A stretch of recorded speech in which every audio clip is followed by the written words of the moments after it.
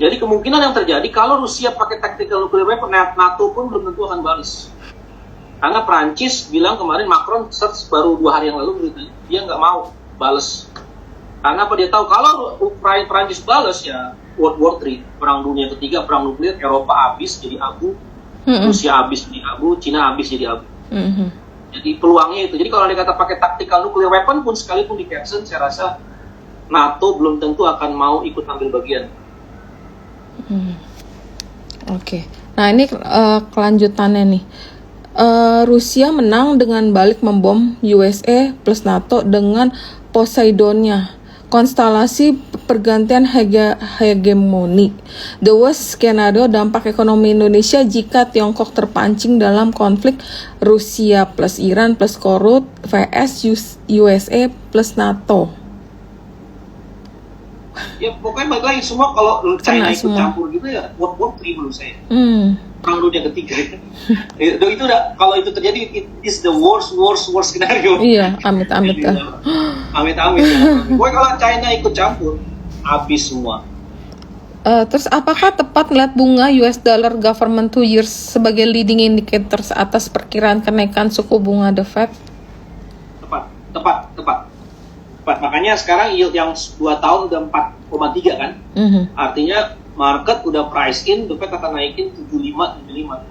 Jadi nanti kalau The Fed naikin 75 sebenarnya marketnya udah price in kalau yield yang 2 tahunnya 4,4%. Oke. Pak, jika tidak bagus. Oh ya, Pak Ahmad, tahun 2023 jika tidak bagus bagi pasar saham, bagaimana dengan ORIX, Suku, dan FR? Lebih aman nggak tuh Pak? Saran saya beli LM emas. Saran saya lebih baik beli LM emas karena begitu Amerika balik badan atau misalkan kita terjadi sesuatu, orang akan hit boom. China terutama. China adalah negara pertama yang pasti akan borong emas di 1690 ketika apa-apa terjadi.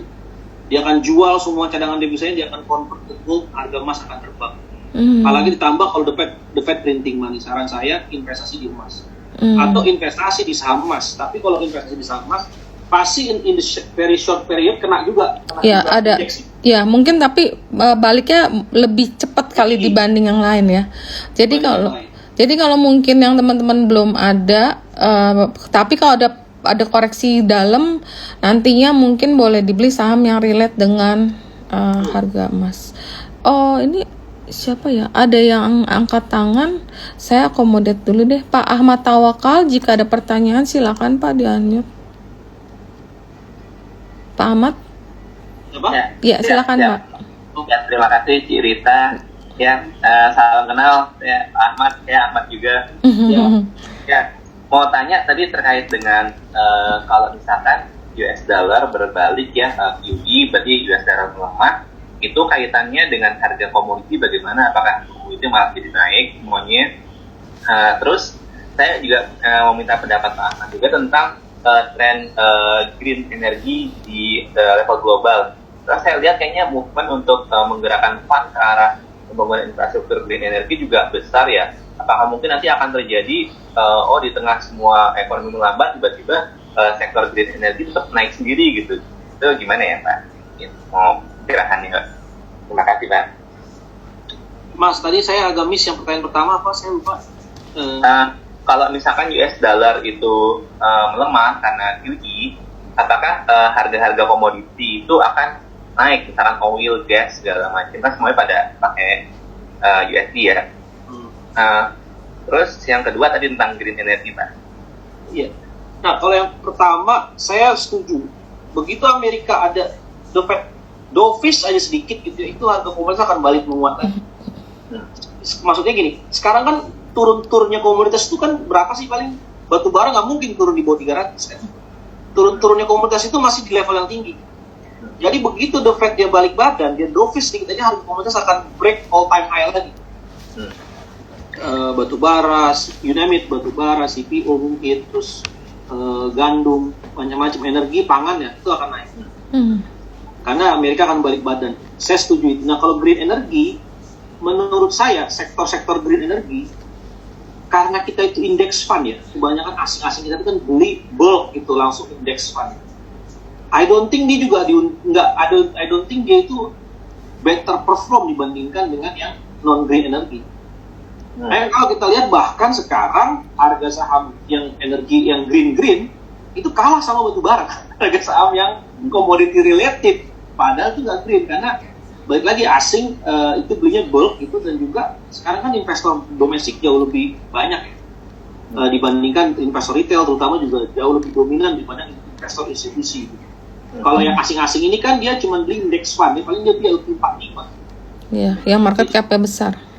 Yang market cap-nya besar gitu. Jadi pasti kalau terjadi krisis itu dia akan paling ke-hit juga, karena pasti yang paling dibuang asing itu pertama pasti indeks. Index fund itu yang paling dibuang asing. Jadi saya rasa akan sulit sebenarnya bagi green energy untuk tahun depan, sektor-sektor yang ESG-nya tinggi lah, itu akan perform better tahun depan. Malah yang performnya makin better saya rasa komoditas. Balik lagi sekarang investor komoditi itu tinggal nunggu the Fed balik badan. Begitu dia balik badan, ada dovi saya Kalimantan sedikit itu langsung kemana-mana, karena supply-nya tidak pernah membaik, bahkan makin memburuk. Gitu. Oke. Berarti tahun depan harga komoditi mungkin lebih tinggi dibanding sekarang Pak, mungkin ya? Iya. Betul, akhir tahun depan bisa lebih tinggi. Begitu the Fed balik badan, tidak terjadi terlalu krisis, terus the Fed-nya balik badan, potong bunga itu naiknya akan lebih tinggi. Makanya saya bilang commodity boom itu baru early cycle. Jadi even kalau Rusia damai pun komoditi tetap akan kuat lah ya? Yes. Gitu. Oke, ya. Tadi saya bilang 7 tahun bagi Eropa untuk bisa membalikkan atau bisa independen dari suplai gas dan energinya Rusia. Siap. Terima kasih Pak Ahmad. Oke. Terima kasih cerita. Iya, makasih ya Pak Ahmad Tawakal. Ini juga mana ya tadi?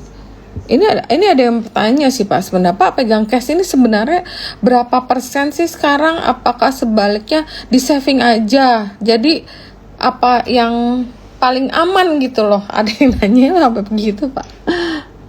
Kalau saya lihat sampai akhir, mungkin nggak dalam waktu dekat ya, Rusia akan menggunakan tactical weapon kalau kita bicara worst scenario. Nggak akan dalam waktu dekat, menurut saya nggak akan di November atau Desember ini.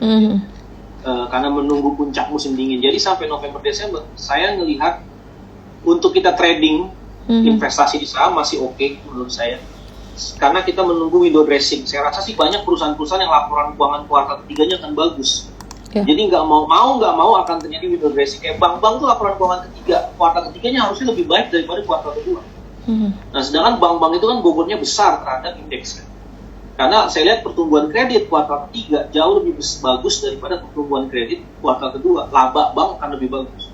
Beban provisi pun akan lebih rendah daripada beban provisi pas COVID, karena kita recovery dan ternyata banyak yang non-performing loan-nya itu much better dibandingkan prediksi. Non-performing loan-nya itu much better dibandingkan prediksi. Jadi beban provisinya bisa dialihkan ke laba menurut saya. Jadi ada peluang di Oktober atau November ini akan terjadi window dressing menuju Desember. Nah, saya rasa kita akan raising cash, benar-benar kita harus banyakin cash itu pas Desember. Mungkin Desember minggu pertama itu kita udah harus raising cash besar. Mungkin rasionya 80-20%. 80% kita pegang cash, sisanya kita mungkin mau investasi di komoditas gitu ya. Karena apapun yang terjadi, the worst scenario apapun, komoditas pasti yang paling pertama di-hit. Karena manusia tidak bisa hidup tanpa komoditas. Tanpa energi, tanpa pangan, manusia nggak bisa hidup. Jadi otomatis kalau mau invest tetap di investasi, tapi menurut saya sektor komoditas. Rasionya mungkin 80%, 20%, 80% cash, 20% kita tetap stay di market. Menurut saya sih untuk prepare credit event yang terjadi di 2023, sayangnya kita nggak pernah tahu kapan credit event itu terjadi. Nah, terus saya juga mau nanya nih Pak Ahmad Mikael, kalau misalnya kita invest di properti bagaimana? Soalnya misalnya gini, kita punya dana, terus kita mau invest di saham kan kita udah bagi-bagi nih. Tapi di properti misalnya ada yang, sebenarnya properti Indonesia kan belum benar-benar naik kan Pak. Terakhir kita booming tuh tahun berapa ya? Setelah commodity boom, after 2008 apa ya? Nah, itu kan ada jeda 1 atau 2 tahun kemudian. Nah, Indonesia propertinya belum benar-benar jalan. Daripada misalnya kita bingung mau invest di mana. Mungkin apakah properti sektor itu maksudnya benar-benar rumahnya ya atau tanahnya, apakah itu menjadi salah satu opsi yang menarik juga, Pak, menurut Bapak? Iya, saya orang yang suka juga sih investasi properti dengan kondisi inflasi. Properti itu akan naik sebenarnya secara dan juga ini kan abis COVID orang nggak nunda beli rumah, terus mau ada resesi orang nunda lagi, backlog itu makin tinggi gitu ya, dan harganya akan makin tinggi gitu ya. Cuman ya balik lagi nggak bisa terlalu heavy. Menurut saya segmen yang paling bagus malah mid to low ya, harga-harga properti yang mid to low yang real demand-nya masih ada. Benar. Kalau yang mid to high itu kan real demand-nya sebenarnya creating karena bubble aja. Iya. Di-create karena bubble. Nah kalau resesi itu pasti ke-hit paling dalam. Tapi kalau yang mid to low kita invest di mid to low. Dan apalagi untuk jangka panjang itu bagus sih menurut saya. Bagus. Iya, soalnya kan kemarin once QE ini berbalik, properti juga harusnya sih akan naik kencang juga kan. Iya, soalnya potong bunga properti. Ya sama. Kemarin ada yang wacana gini, jangan beli properti dulu, nanti kalau tahun depan crash bisa lebih murah gitu loh. Tapi aku rasa kita kan nggak pernah tahu kan ke depannya gimana kan. Kalau misalnya kita bingung invest di mana, mungkin ini juga menarik kan ya Pak ya, kayak tadi Bapak bilang. Terus Pak lanjutin lagi Pak. Karena begitu balik badan, potong bunga dan printing money yang paling dihit kan properti pasti. Komoditas, properti. Iya sih. Nah makanya aku juga suka sih. Iya, segmennya yang dipilih, segmennya masih kan mid to low yang demand-nya masih benar-benar real ya. Iya. Dan yang memang banyak kan dibeli karena kebutuhan ya Pak ya. Karena kalau mungkin yang mid to high ya orang buat invest atau saving mungkin. Nah, saving ori atau obligasi Pak? Bagus apa? Oh gini Pak, kalau saving ori atau obligasi apakah bagus? Kalau nggak buat trading, kalau buat di keep, saya rasa sih ori bagus ya, obligasi. Kalau Sun kan nominalnya besar kan ya, minimal 1 miliar ke atas gitu ya untuk Sun kan ya. Saya rasa sih yang daripada beli ori, saya masih senang Bapak Ibu beli LM emas. Gitu. Begitu the Fed, ya begitu krisis, orang hajar emas, printing, orang hajar emas lagi. Sekarang rupiah 15.400 kan? Iya. Kalau emasnya balik ke 2.000 aja itu emas 1,5 juta. Upside Bapak Ibu 50%. Ya padahal kalau kita lihat sekarang emas kayak nggak begitu perform ya Pak ya? Betul. Biasa kan kalau inflasi naik bukannya emasnya harusnya agak agak perform ya? Nah iya, karena kenapa emas nggak perform tahun ini? Pertama mungkin manipulated ya.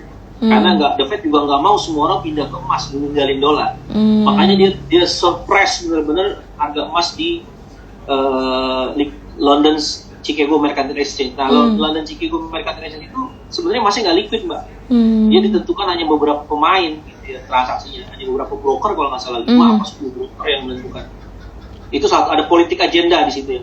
Tapi yang kedua ada kenaikan suku bunga yang makanya emas itu under value. Tapi dengan kenaikan suku bunga segini, emas stay di 1.700, 1.600 itu udah signal kuat.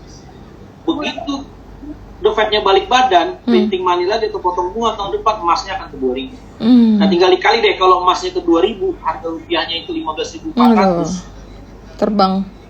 Emas dalam rupiahnya 1,5 juta. Oke. Oh iya. Nih ada juga sih Pak, ini ada pemerintahan sekarang sangat fokus pada infrastruktur tahun 2023. Adalah akhir masa beliau, bagaimana kemungkinan kembali fokus ke infra, mungkin makin gencar IKN demi target memperbaiki citra. Aku rada nggak ngerti sih maksudnya apa sih. Mungkin ini kali, ya ini sih. Oh harga minyak stabil, apakah masih bisa naik lagi nih Pak? Bisa. Masih bisa ya? Bisa jawaban saya bisa ya. Oh.